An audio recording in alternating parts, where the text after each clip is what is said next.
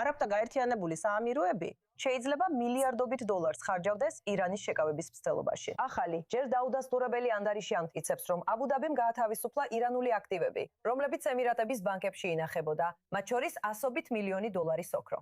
მიზანი მარტივია: ირანის შემდგომი თავდასხმების თავიდან აცილება. ემირატებმა უარყვეს ძალიან მსგავსი ანგარიში ივნისში, ამიტომ დეტალები კვლავ ბუნდოვანია. თუმცა ეს მტკიცება აჩვენებს აბუ-დაბის რთულ მცდელობას, ბალანსი შეინარჩუნოს ვაშინგტონთან უსაფრთხოების პარტნიორობასა და საფრთხეს შორის, რომელიც კვლავ პირდაპირ ყურის მეორე მხარესაა. საკითხის გასარჩევად ჩვენთან ერთადაა ჯორჯიო კაფიერო, Gulf State Analytics-ის აღმასრულებელი დირექტორი. ჯორჯიო, სასიამოვნოა თქვენი სტუმრობა News.4 News-ზე. კიდევ ერთხელ განმარტავ, ეს მხოლოდ ანგარიშია, მაგრამ თუ ფული და ოქრო გაათავისუფლეს ირანული თავდასხმების თავიდან ასაცილებლად, როგორ უნდა შევაფასოთ ეს? დიპლომატიაა ეს? თუ ეკონომიკური ბერკეტი. ფაქტობრივად ირანისთვის გადახდილი დაცვის საფასურია ეს. დიახ, დიდი მადლობა. ჩემთვის დიდი პატივია, რომ თქვენს არხზე სტუმრად ვარ. ვფიქრობ, ნამდვილად მნიშვნელოვანია, რომ ხაზგასმით აღნიშნოთ, ეს მხოლოდ ანგარიშებია.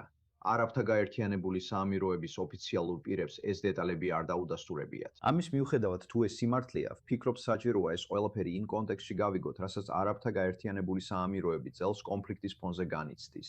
როდესაც არაბთა გაერთიანებულ საამიროებში ადამიანებს ესაუბიანებს ესაუბრებით, ერთი სიტყვა, რომელიც ამჟამად ქვეყნის მთავარ მიზანს ყველაზე კარგად ასახავს, არის განძლეობა. ირანის მეზობლად მდებარე და კონფლიქტის დასაწყისში რეგიონში ყველა ქვეყანაზე მეტად ირანის თავდასხმებისგან დაზარალებული.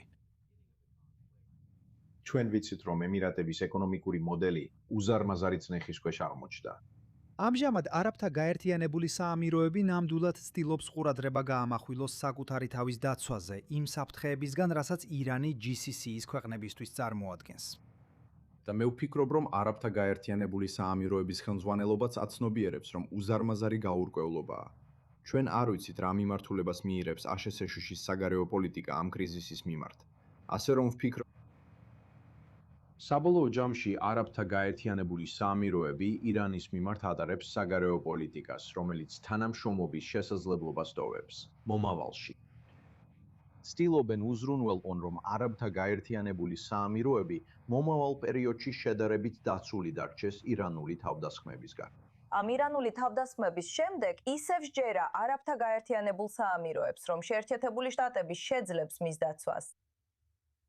კარგი, არაბთა გაერთიანებულ საამიროებს, სპარსეთის ყურის თანამშრომლობის საბჭოს, დანარჩენ 5 სახელმწიფოსთან ერთად ძალიან რთული კითხვების წინაშე უწევს დადგომა ეროვნული უსაფრთხოების საკითხებში. როგორც ყველა სხვა სპარსეთის ყურის არაბული მონარქია, არაბთა გაერთიანებული საამიროები დიდად იყო დამოკიდებული შეერთებულ შტატებზე, როგორც უსაფრთხოების გარანტზე.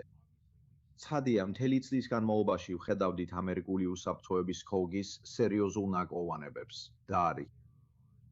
იცით, ეხლა სპარსეთის ყურეში ბევრი სერიოზული საუბარია იმაზე, რომ ხალხი საუბრობს ურთიერთობის უსაფრთხოების ურთიერთობების დივერსიფიკაციაზე, ვაშინგტონზე დამოკიდებულების შემცირებაზე, რათა შეერთებული შტატებისა და სხვა ქვეყნებისგან ბევრად უფრო დამოუკიდებლები გახდნენ. თურქეთი, უკრაინა, საფრანგეთი, ჩინეთი, პაკისტანი. ეს არის ძალები, რომლებსაც სპარსეთის ყურის თანამშრომლობის საბჭოს ქვეყნები ცდილობენ მიმართონ, რათა გახდნენ უფრო ავტონომიურები აშშ-სგან ამ უფრო ფართო დივერსიფიკაციის სტრატეგიის ფარგლებში. მაგრამ რეალობა ისაა, რომ არ არსებობს ქვეყანა, რომელიც შეძლებს შეცვალოს შეერთებული შტატები როგორც უსაფრთხოების გარანტი და ამავდროულად კონდეს ამის სურვილი. ამიტომ ვფიქრობ, რომ არაბთა გაერთიანებული საამიროები აუცილებლად გააგრძელებს შეერთებულ შტატებთან მჭიდრო ურთიერთობებზე ორიენტირებას.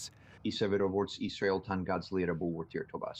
მაგრამ არაბთა გაერთიანებული საამიროები ნამდვილად ცდილობს მაქსიმალურად გაამრავალფეროვნოს თავისი უსაფრთხოების პარტნიორობა. გიორგიო, მოდი ეს ანგარიში ჰორმუზის სრუტეზე გადავიტანოთ, თუ შეგვიძლია. რადგან არსებობს შეშფოთება, რომ თუ ირანი და ომანი მართლაც დადებენ რაიმე შეთანხმებას ჰორმუზის სრუტეზე, ნებაყოფლობითი გადასახადების დაწესების შესახებ, მაშინ ფაქტობრივად ქვეყნები იძულებულნი იქნებიან ირანს გადაუხადონ ეს გადასახადები, მხოლოდ უსაფრთხო გავლისთვის. შეგვიძლია ერთი მეორეზე გადავიტანოთ?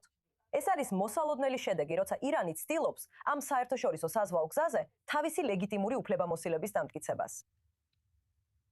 რა თქმა უნდა, სპარსეთის ყურის თანამშრომლობის საბჭოს ქვეყნებს არ მოსწონთ იდეა, რომ ირანს ეფექტური კონტროლი კონდეს ჰორმუზის სრუტეზე და არც ის მოსწონთ, რომ რაიმე გადასახადი ან მოსაკრებელი დაწესდეს. მაგრამ ამავე დროს, როცა სპარსეთის ყურის ქვეყნის ლიდერი ხარ, სხვა გზა არ გაქვს გარდა იმისა, რომ ძალიან პრაგმატული იყო ირანთან ურთიერთობაში. და ვფიქრობ სპარსეთის ყურის თანამშრომლობის საბჭოს ქვეყნებში ესმით, რომ ასე თუ ისე ირანს ექნება ეფექტური კონტროლი ჰორმუზის სრუტეზე. და ეს უკვე ახალ რეალობად იქცა, რაც იმ ომის შედეგია, რომელიც აშშ-ს უნდა ისრაელმა ირანის წინააღმდეგ წამოიწყეს თებერვლის ბოლოს. და ამ ქვეყნები სპარსეთის ყურის თანამშრომლობის საბჭოში, მათ შორის რა თქმა უნდა არაბთა გაერთიანებული საამიროები, შეეცდებიან მაქსიმალურად შეძლონ ამ ახალ რეალობებში ორიენტირება. მაგრამ ეჭვი არ არის, რომ ეხლა მათ უწევთ საქმე უფრო გათამამებულ და თავდაჯერებულ ირანთან. ჯორჯიო კაფიერო ძალიან საინტერესო ხედვა იმაზე თუ როგორ ცდილობენ სპარსეთის ყურის ქვეყნები ამ ბალანსის დაცვას ამ ეტაპზე. მადლობას გიხდით, რომ შემოგვიერთდით. აი 24 ნიუსზე. სასიამოვნოა თქვენთან ყოფნა. დიდი მადლობა.